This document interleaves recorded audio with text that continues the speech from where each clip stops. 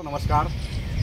आज हम जालोर की धरती पर है और जालोर की धरती से जीवन में दर्शन, जिसका नाम है जीवन दर्शन यात्रा, को हम आगे बढ़ाते हैं। जीवन को जितना हम आत्म केंद्रित जीवन के जरिए जितना समझ पाते हैं, उतना हम जीवन को बाहरी बहिर्मुखी दिशाओं में सक्रिय रहकर न तो समझ पाते हैं, न खोज पाते हैं, न जान पाते हैं। कोई भी व्यक्ति जीवन को जितना प्रचार भरा, चर्चित, प्रसिद्ध, लोकप्रिय और सार्वजनिक जीवन जीता है या बाहरी बहिर्मुखी सार्वजनिक दिशाओं में जितना जीवन को सक्रिय रखता है, उतना समय, तन, मन, बुद्धि और अपनी संपूर्ण जीवन की जो शक्ति है वो बाहरी दिशाओं में बहती रहती है। और जितनी जीवन की शक्ति बाहरी दिशाओं में बहती रहती है, उतना ही हम मन, विचार, बुद्धि का खेल खेलते रहते हैं।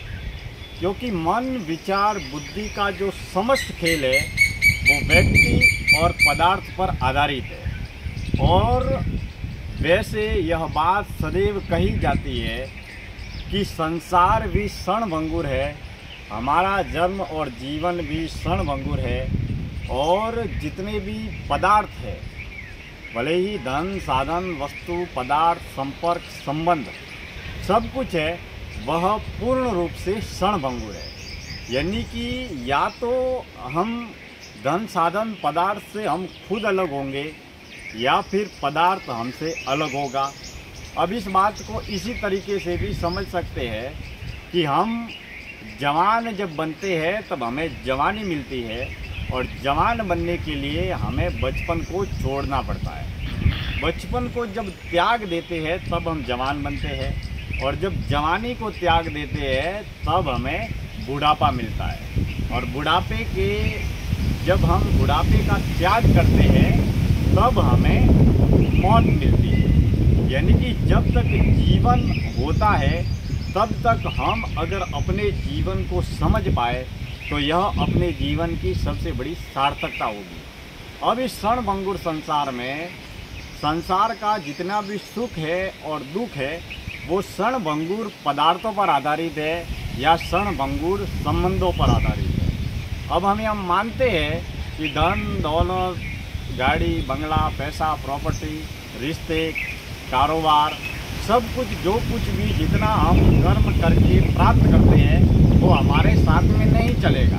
लेकिन जन्म से मरण तक का सफ़र तय करने में धन, दौलत, संबंध, संपर्क हमेशा हमारे काम में आते हैं। तो कहने का तात्पर्य यह है कि हम आत्म सुख को प्राप्त करना चाहते हैं या अपने आत्मा के आनंद को प्राप्त करना चाहते हैं या अनंत आनंद को प्राप्त करना चाहते हैं, तो मन, बुद्धि, विचार से परे अपनी आत्मा से जुड़ना होगा।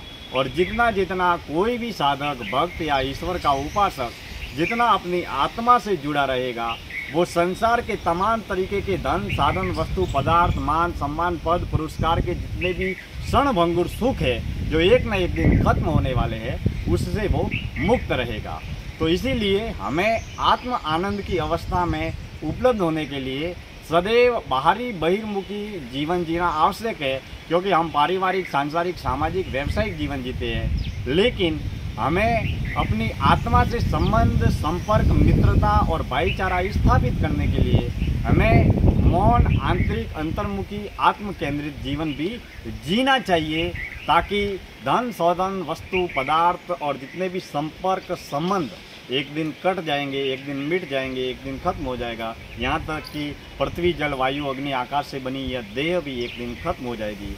लेकिन जो हमारे अंदर जो बह रही है अदृश्य रूप से जो ऊर्जा शक्ति है, जिसको हम आत्मा कहते हैं, तो जितना हम आत्म आनंद की अवस्था में रहेंगे, आत्म केंद्रित जीवन जिएंगे, उतना ही हम बाहर के धन साधन वस्तु पदार्थ के प्रलोभनों से और उसके सुख दुख से मुक्त रहेंगे। आज की जीवन दर्शन यात्रा में इतनी ही बातें। जालोर की धरती से मैं दिनेश्वर माली आप सभी का तहे दिल से हार्दिक आभार व्यक्त करता हूँ। किसी मोड़ पर फिर आपसे मुलाकात होगी और किसी नए विषय पर आपसे बातचीत होगी। बहुत बहुत धन्यवाद।